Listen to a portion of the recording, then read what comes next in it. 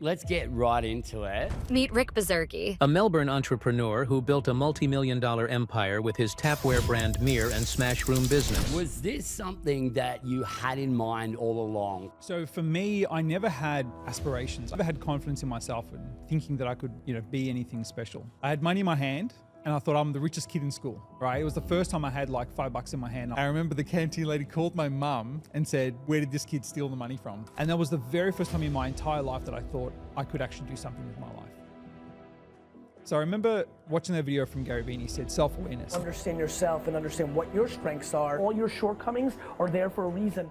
That's my next thing. That's my next rich dad, poor dad moment. I made myself a goal to be self-aware because I started to question everything that I believed in. Everything that I said, everything that I liked and disliked. Is it because of the external influences that I've got around me? Is it geographic? Disliking this thing because my mum didn't like it. I would rely on a material thing for gratification. But yet now? No, definitely not. So I actually dive into challenge. And I dive into uncomfortable situations. The consultant came in, looked around, and these people coming out of their room and he goes, "See that? That smile right there? Every one of my clients would pay $1 million for that." What was that moment where you said, "I've had enough of this"? It actually happened when I was about... Yeah, that's a good question. Our guest today is Rick Bazerghi, CEO of Meir Australia, which he founded in 2015, a designer tapware distributor brand right throughout Australasia. He's also the founder of the Smash Room, which he launched in 2021 during COVID. I love the name of Smash Room. Rick's got over 60 employees, and what we're going to hear about today is not just his professional journey, but how he became self-aware and started designing a life that accesses more of his purpose, more of his flow, and allows him to have his colleagues around him feeling that they're working with him, not for him. You'll hear about the passion project of the Smash Room, and you're going to hear some incredible insights that are going to help you access more of your flow. Rick, welcome to FlowZone. Let's get right into it.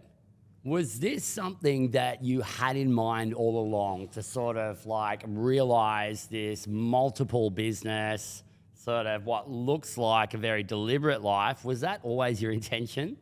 Definitely not. It's funny actually, because up until about a year ago, I never set myself a goal. Business goal or personal goal. Oh. Yeah. I know it kind of goes against every entrepreneurial journey, right? Everything you read, everything you hear about. I never had a goal. Yeah, I'd like to know more about why that you hadn't set a goal. Do you want me to unpack that? I think it comes down to my upbringing, my childhood, the people I was around. So I grew up as a really underprivileged kid in a pretty poor family in the outer western suburbs of Melbourne. Yeah. And my dad was working 3 jobs. My mum was a stay-at-home Italian mum. My dad was from the Middle East. And I suppose we didn't have the creature comforts of life, right? I didn't have McDonald's until I was 15 years old. So everything I had was a hand-me-down.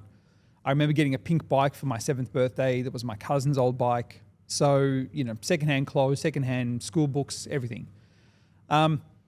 So for me, I never had aspirations. I never had confidence in myself and thinking that I could, be anything special. So in that environment, I suppose you just kind of stay as what you see people as in there later on in life, right?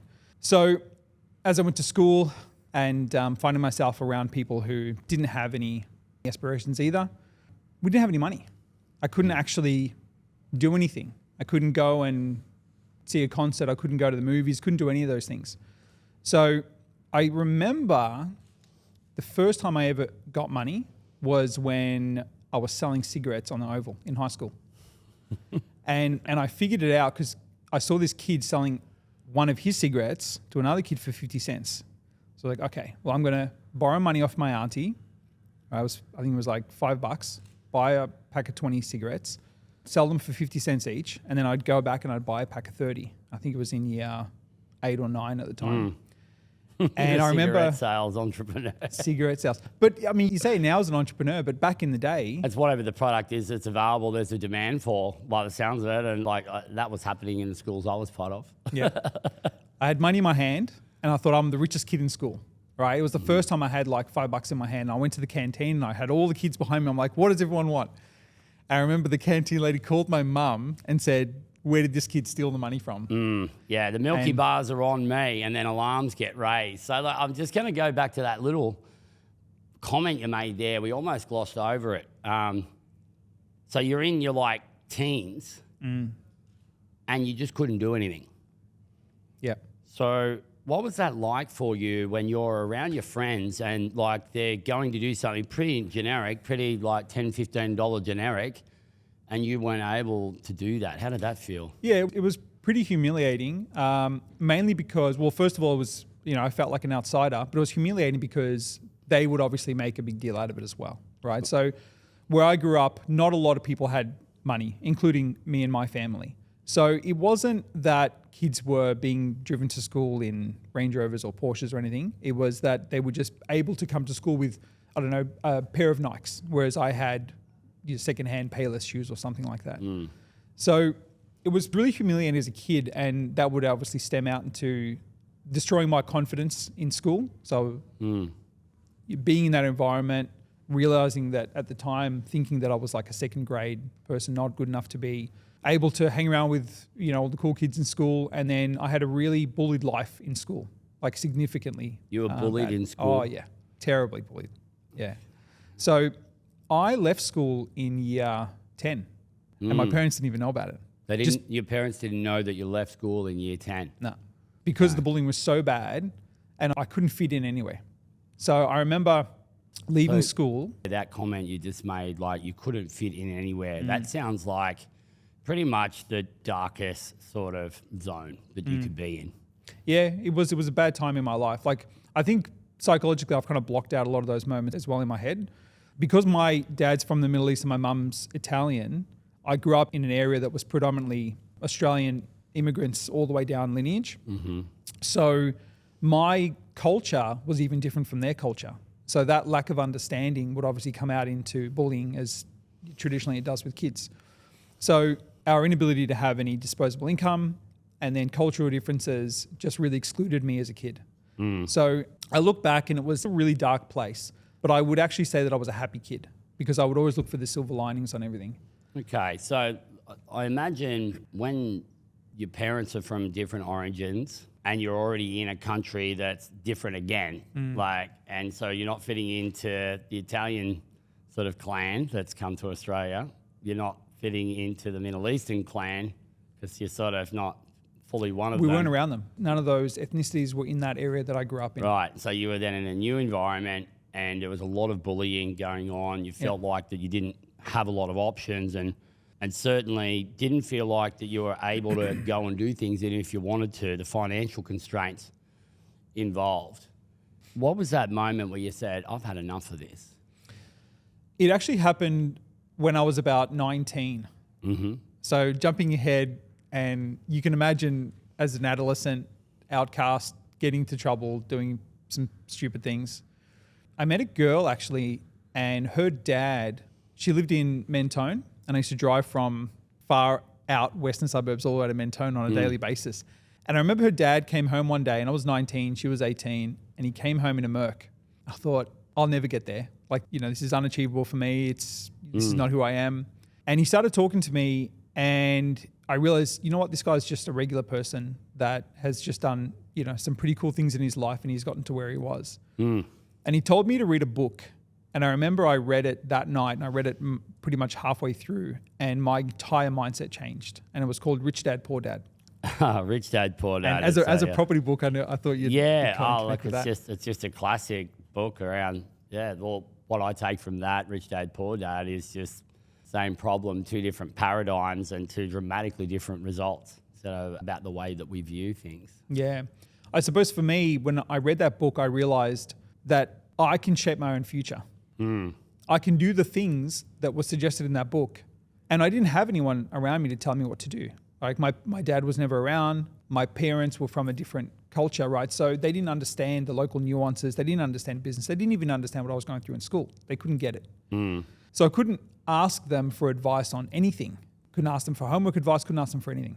So when I read that book, I realized that I was already solving my own problems and doing what I wanted to do in terms of the freedom I was seeking since I left school. So why can't I just shift my skill set into doing something constructive to build a future for myself. And that was the very first time in my entire life that I thought I could actually do something with my life. And I didn't just think it, I believed it. Like I thought, without a shred of doubt, I will buy property and I will have some of these traits that were dictated in the book. So where do you feel that confidence and belief came from when only, leading up to that period, you were kind of in this, you were definitely in the dark zone. Like, I don't have options here, I'm limited. And whilst you might have kind of been to a level of willingness to live with that, so it's sort of between that dark and that grey zone. Yeah. But it's still sort of pulling away from you. You're not really creating your own future. So was it a mentoring situation? Well, who helped you? No one. Realise that? That came from within? 100%. So up until about 6 months ago, I've never had a mentor, coach, teacher, guidance, counselor, anything. So I think looking back, there was no epiphany moment.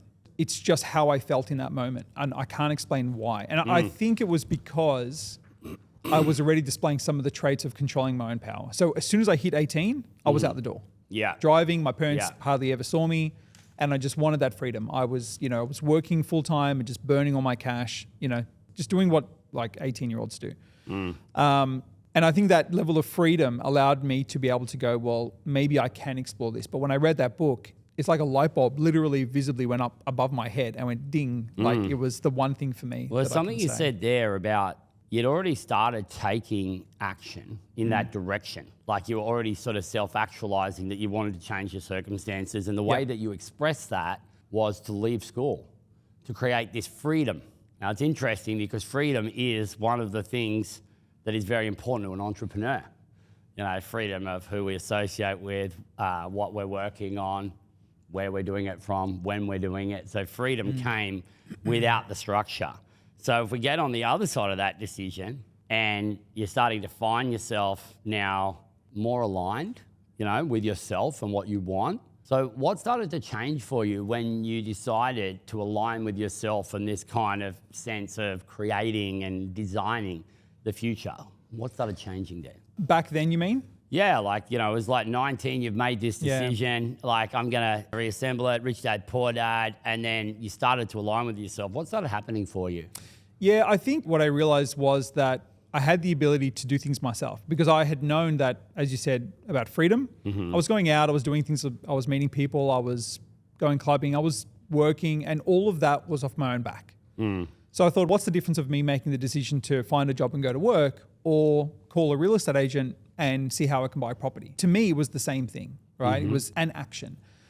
I never had, visions of grandeur. I never thought that it would become something huge. I never thought I'd be very successful. All I knew is that I could do the things that were in that book. And that for me, that was step one.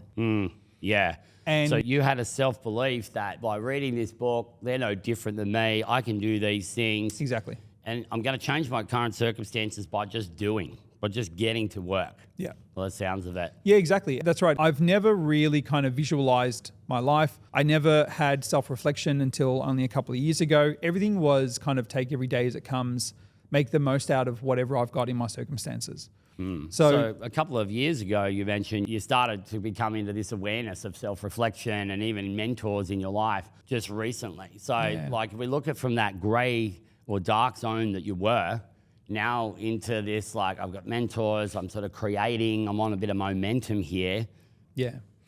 I think from when I was 19 until I hit about 40, all of that's a blur. It's a blur. It's interesting. I had started businesses, obviously I had kids, there's been significant moments in my life. Yeah. But I really do feel like my life started when I hit 40.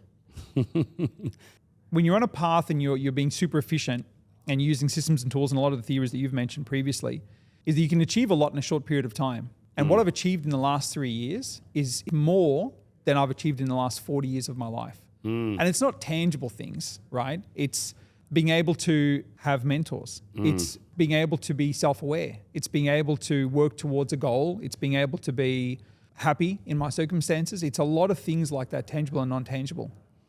So they're things, that's so empowered what you're talking about, the state that you've sort of moved towards. right? You're sort of moving into that zone of creating, of having purpose, of setting goals and then going after them, having clarity as well. Even if the vision isn't going out 20, 30, 40 years, even if the vision is not super financial.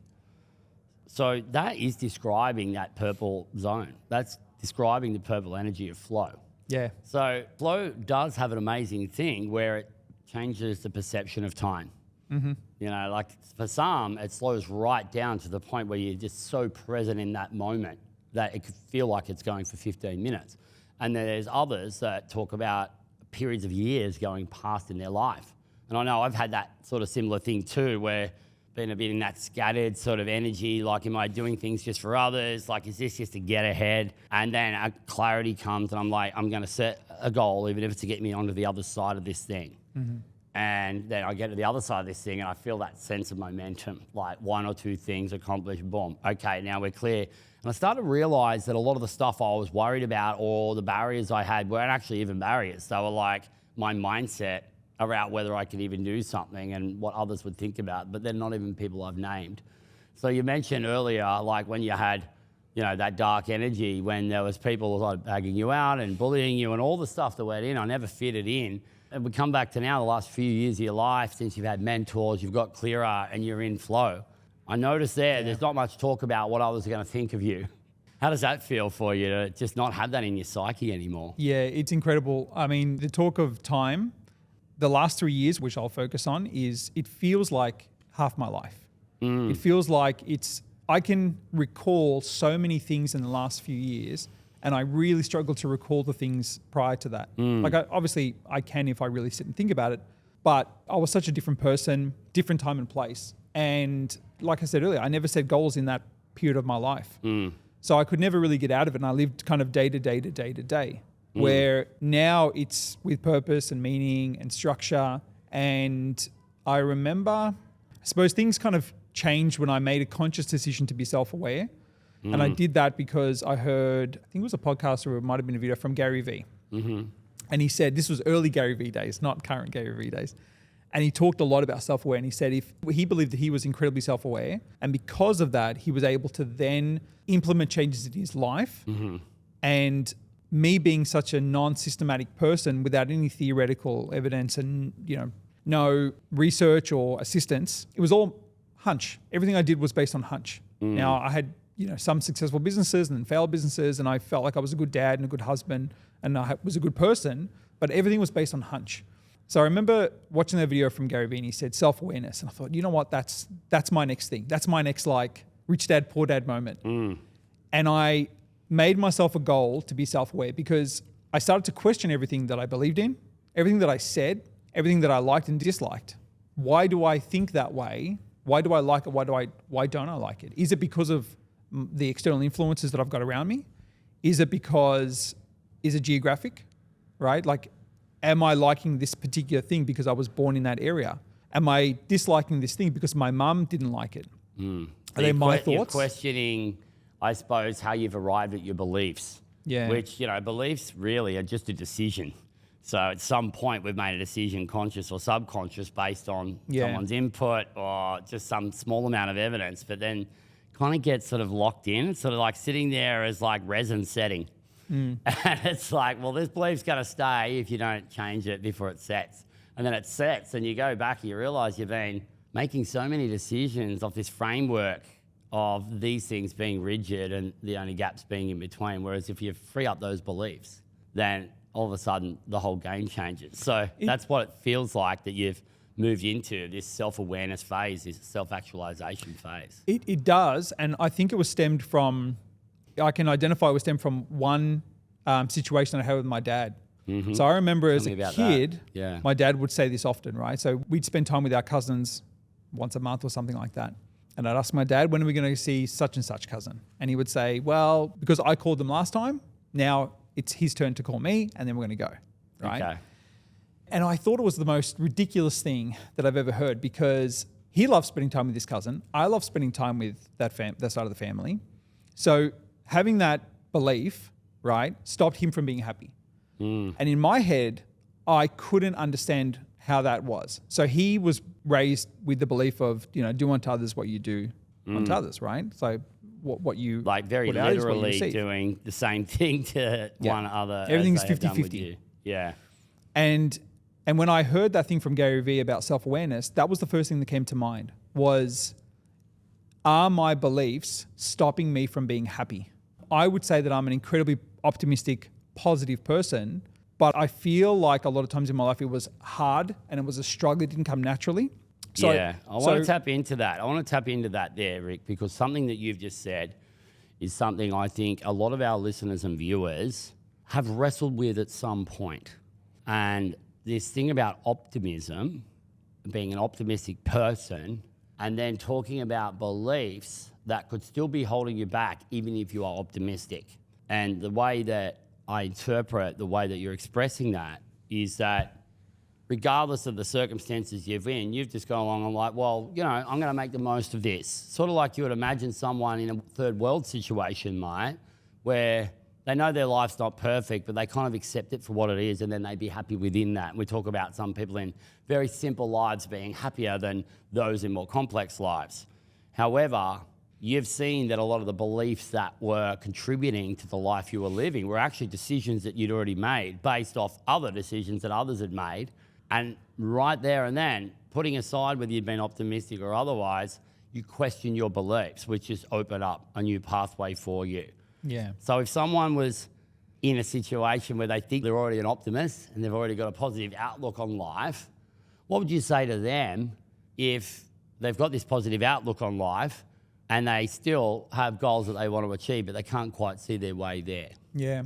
I find it hard to see the alignment between my theories on happiness and awareness of positivity and optimism to being able to achieve a goal. But I recognize that there's barriers that can be broken down if that's resolved. For me, I've got a pretty good ability to tackle it because my family, my sister, who's unfortunately no longer with us, was the polar opposite to me, right? So as a kid, she would be incredibly pessimistic, negative, and I actually saw that and it would frustrate me a lot. And that drove me to then be positive and optimistic. And because I had that history and experience, I was able to, I suppose, subconscious or unconsciously be an optimistic, positive kind of person. In the times where I found it hard to be that organically, that's where I'd be able to go, well, now I need to think about changing my mindset, and being self-aware allowed me to do that. And it definitely helps me in all aspects of business, fatherhood, leadership, and all those other areas, but not in a particular way, not in decision-making, not in looking at a challenge or a topic or an objective in the business, but it's me being able to be aware of my mindset at any point in time. You mentioned that just then, and I didn't know if you were open to covering it or not, you lost your sister. Is that something we can talk about in this environment? And you said she's no longer with you, yet you learnt from her. You know, like her mindset was much more geared towards like the pessimistic approach.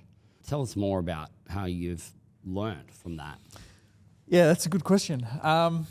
So we spoke about my parents earlier and their cultural backgrounds.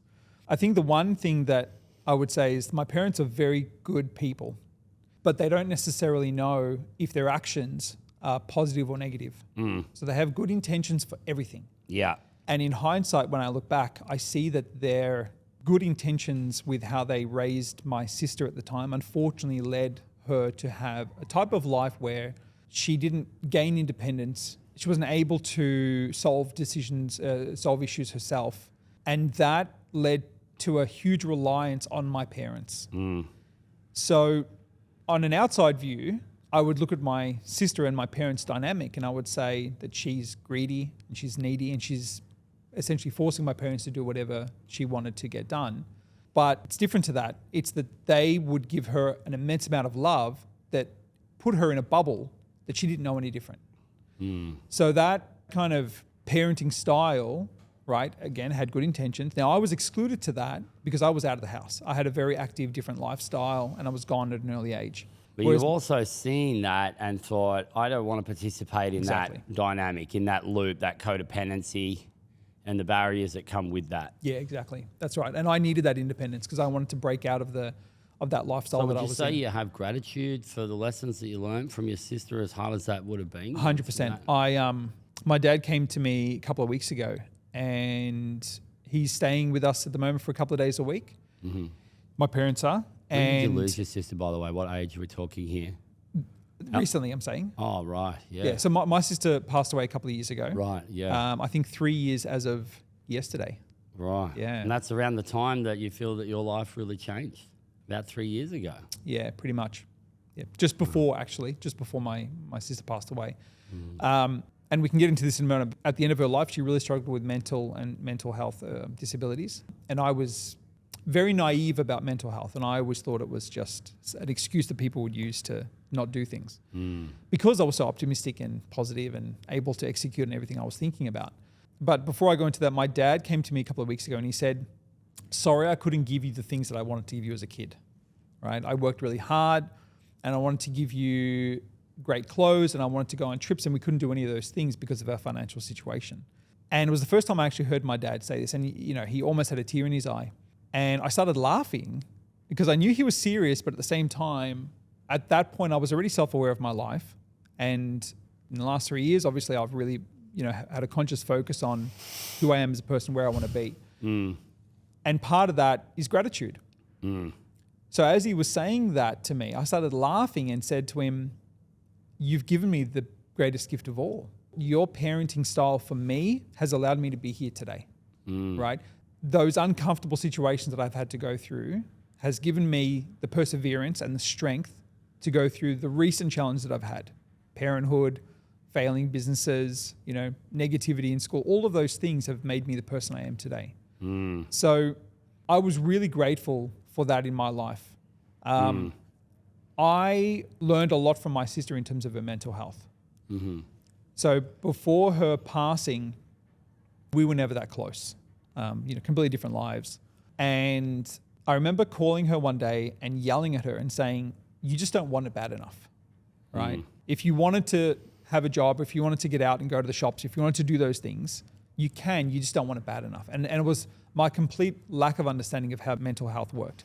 Because up until that point, I had never experienced what the current term of depression or anxiety is. Yes, I had a very dark childhood, but even back then, I wouldn't say I was depressed. I would just say that I was confined or I was excluded with things, but I was still a pretty happy kid. So I was very ignorant when it came to mental health. And I remember thinking to myself, I don't understand what you're going through. And I got really upset at her. And unfortunately, a couple of weeks later, she passed away. And that started to make me think about, well, maybe I was wrong. Again, being self-aware, right? What led me to believe that? Yeah. Maybe I was wrong. So then I started to think about that process as well and being self-aware. Unfortunately, at the same time, it was probably the darkest point in my business career. Yeah, you mentioned before about failing businesses and like understanding that you've got a very diverse range of businesses you've been involved in. That this particular one that you're talking about, is this in the retail sector? Is this around the COVID time, that period of time? Tell me more about what you feel was a business failing and going into a dark zone there. Fortunately, I didn't actually have business failure that got me in the dark zone. Right. It was the success of the business that got me in the dark zone. Oh, okay. All right. This is juicy. The success of the business got you into the dark zone. Yeah. So I mean, there's a like couple of different facets on this, right? Yeah. So one, obviously having small businesses and failing them multiple times in my past, I only did them for fun. I only started a business for fun, trying something new. Again, I never had a goal, never had big aspirations. So as my business becomes successful pre-COVID, I've got all this self-doubt, right? Getting it from 1 million, I'd never hit $1 million, right? This is absurd because, business people have $1 million companies and that's not me. I'm from this small town. This is my upbringing. You didn't believe that you could have $1 million company. Not at all, right? And then from one, I thought there's no way that we're going to hit 2, right? For me to hit 2, I'm going to have to hire a CEO and I'm going to have to do all these really cool things. And that's not me. I don't know anything about that, right?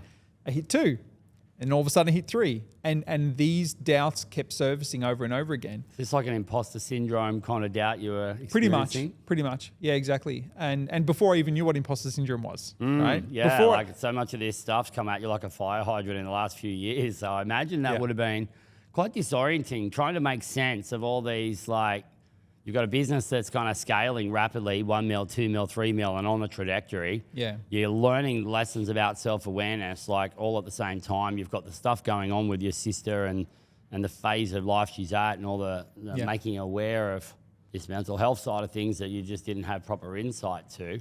Yeah, exactly. So how did you make sense of that chaos? I didn't. It was a hunch. It's the same thing that I've always used since I was a kid, right? So I think for me, what I've seen recently What's in a entrepreneurs... hunch look like for you? Like, what's a hunch? Something's not right. You want to change something. What's the hunch? Like, when do you know that you've received the hunch? You know what? I was recently able to kind of put a description to it. When I joined EO recently, it opened up my world to a whole new perspective, right? It was the first time I actually felt like I was around people that knew me, that got it, that went through similar experiences. And the learnings that I was participating in, so learning days and obviously references to read a particular book. And as I'm digesting all this content, I'm reading it and it's articulated in a way that's kind of fuzzy in my head.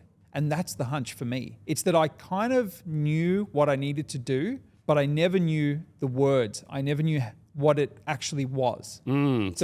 Yeah, okay, I like that. I like it. Yeah, so carry on with that, sorry. Yeah, so I'm hearing the things that you say on your social media and podcasts, and I hear other people, and I go, I never heard it in that way, but I get it, and I've applied that in my life in various different ways because I've kind of always felt that my hunch has led me in the right direction. So you put a bit of structure around it. You didn't know how to describe it before. Wow, look, there's been a lot happening there, and you've had several times you've been in the dark zone and been able to pull yourself out with this sort of hunch, this intuition, and then getting more descriptive around it. So now that you've got a bit more words to articulate that, if you were going to go to yourself, like you go back in the past to yourself in any one of those dark zones when you didn't have the self-awareness, but with what you now have, what would your message to yourself be in those dark zones? Yeah. It would be that there's light at the end of the tunnel. Mm-hmm. Yeah, because I think with me, you hear the analogy that there's ups and downs in business, right? So there's high points, low points, and that's business just and how life. think. Yeah, it's just one big long conversation for me. Like I don't believe in this work-life balance thing. I look at it from a point of view that's life. Every species on the planet works every day in some way to survive and evolve and thrive. And what we call work, and particularly in the Western world, it's like an exchange of energy, skills, value as part of life. We can balance what we're doing, our activities at different times, professional or personal or whatever. So like whether it's a dark zone in life or a dark zone in a professional career, it's still part of life. Yeah, I love sort of that. my No, framework. So when you've been in those dark zones, what is that message now to that former self with the current self, the higher self? It would purely be that because I'm the person that absolutely hates regret.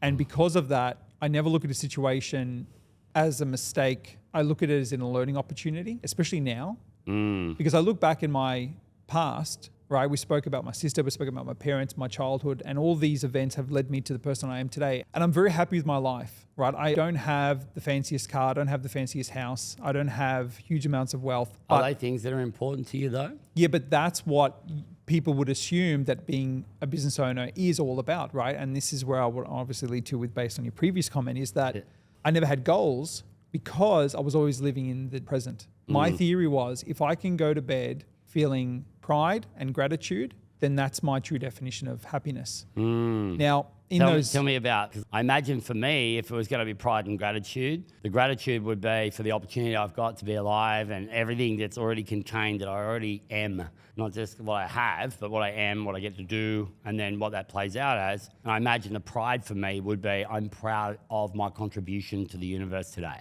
How does it sit compared to you? Exactly the same. Yeah.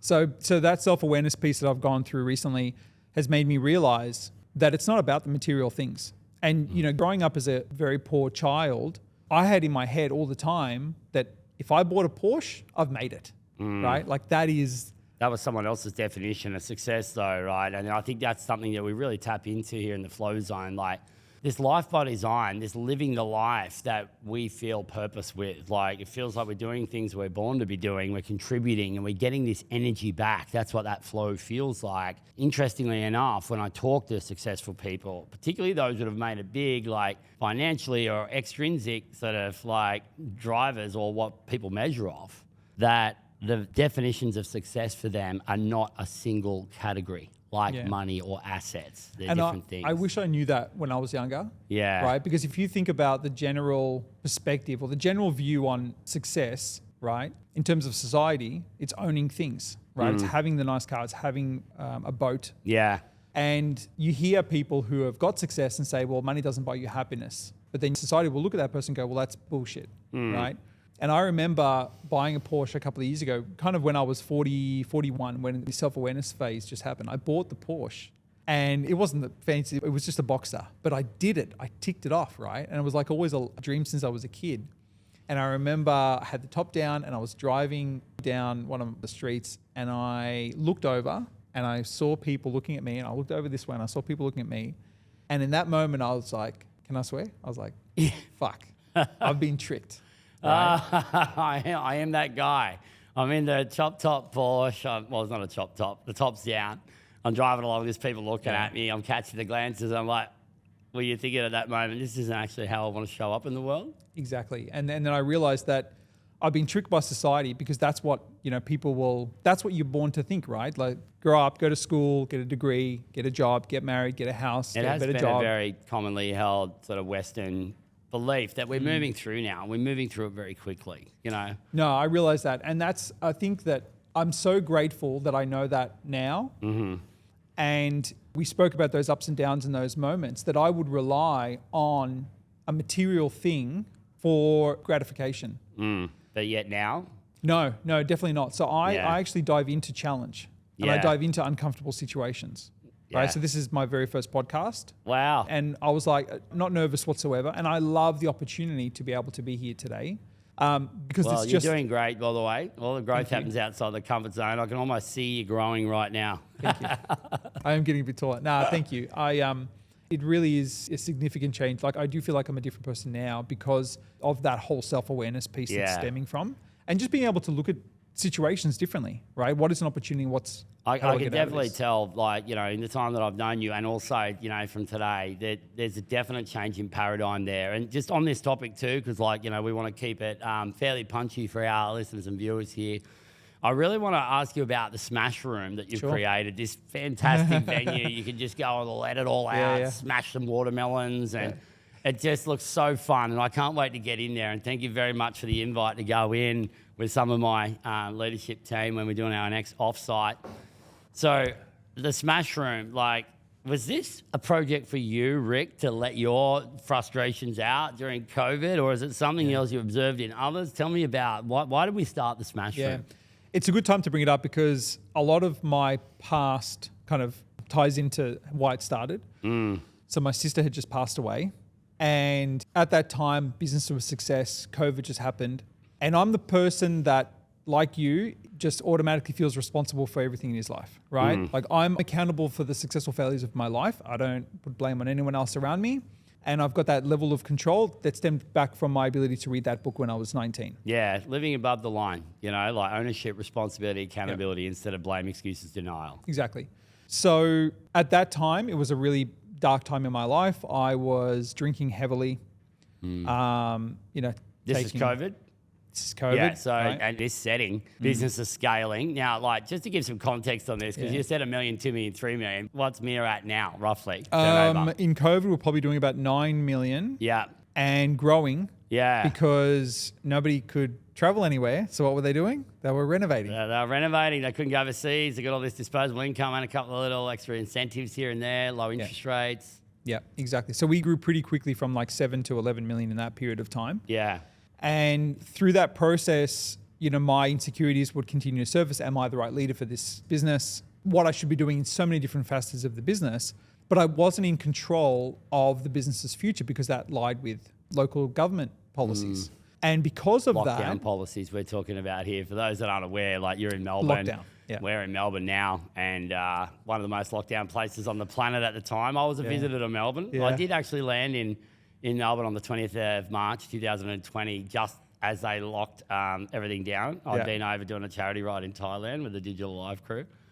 And wow, it was like an Armageddon scene. So I imagine you've got a retail business with stores and physical stuff, it's scaling. And, you know, Rick's also dealing with imposter syndrome and doing self-medicating with alcohol. And then COVID And comes other things along as and well, no one's yeah. going to tell you not to. You could be day drinking during COVID because no one can leave their house. And it was almost encouraged by some. So, like, yeah, the smash room then. how do we create this? Exactly. So my sister had passed away. Business was going up. I had that lack of self-confidence, and I had no control over what we did in the business. I couldn't physically leave the house. That lack of control. Yeah, well, it wasn't frustrating. To me, it was stress. And I've never experienced stress before. And that's where I stopped and thought, is this depression? Is this anxiety? Right? There was moments that I would say to my wife, like we'd have family over or, you know, we'd be having dinner. And I was like, look, I just need to go upstairs and just lie down because I'm shaking. My hands are sweating. I don't know why I'm feeling this way. And it was the first time that I ever felt that way. So that lack of control was the first time in my life that I had felt that. And it really got to me. And I remember saying to myself, this is what my sister feels every day. And I didn't know. I wasn't aware of it. And it subsided, luckily. And I was using, you know, Headspace app and a whole bunch of other things to be able to just calm myself down. This was at the start of my self-awareness journey. And I remember thinking to myself, I'm a happy guy. I want to have a constructive outlet on how to kind of deal with this. And I went to a local rage room, which I won't name the name. I went to a local rage room. A rage room. That's what we call these kind of smash rooms. Yeah. Yeah. And I had, you know, somebody had mentioned one, didn't understand the concept, but I thought this is great. This is good for me because it's constructive. I can go to a place and just break some stuff and get it out of my system. Constructive destruction. Yeah. Yeah, exactly. And when I arrived there, I realized that it wasn't exactly what I thought it was in terms of as a business offering. So, I mean, I analyze everything. So if I walk into a milk bar, I'm like, oh, that sign's wrong, or they could be doing this better, or why is that, you know, marketing billboard saying this message because maybe I'm not... serial entrepreneur. Right? Where can I optimize? I wonder. So I remember walking into this rage room and I thought, oh, this is definitely a backyard business, right? Like a one-man show kind of thing. And so I went through the whole process and there was a lot of things I didn't like about the experience, but the actual element of breaking something was the first time I had experienced it before. This is incredible. It's not euphoric. It's not stress relief. I don't know what it is. It's just, I kind of visualized my mum behind with a wooden spoon saying, you know, why did you break that glass? And my heart saying like, don't throw that plate on the wall. And my head's like, you're allowed to, you're here.